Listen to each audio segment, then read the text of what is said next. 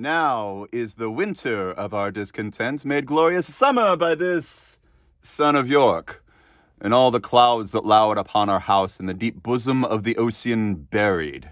Now are our brows bound with victorious wreaths, our bruised arms hung up for monuments, our stern alarms changed to merry meetings, our dreadful marches to delightful measures. Grim visage war hath smoothed his wrinkled front. And now, instead of mounting barbed steeds to fright the souls of fearful adversaries, he capers nimbly in a lady's chamber to the lascivious pleasing of a lute. But I, that am not shaped for sportive tricks, nor made to court an amorous looking-glass, I that am rudely stamped, and want love's majesty to strut before a wanton ambling nymph. I that am curtailed of this fair proportion, cheated of feature by dissembling nature, deformed, unfinished, sent before my time into this breathing world scarce half made up, and that so lamely and unfashionable that dogs bark at me as I halt by them.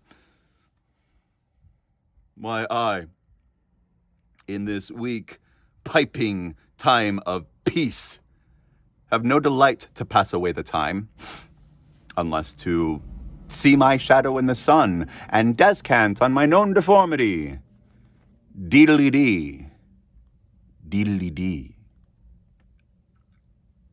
And therefore, since I cannot prove a lover to entertain these fair, well-spoken days, I am determined to prove a villain and hate the idle pleasures of these days.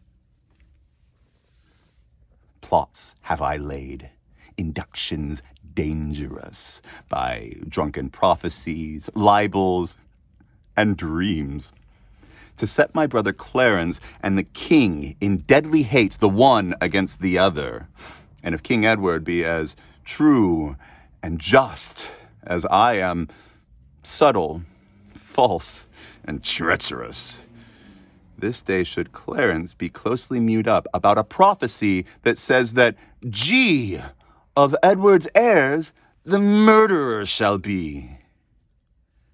Dive thoughts down to my soul. Here Clarence comes.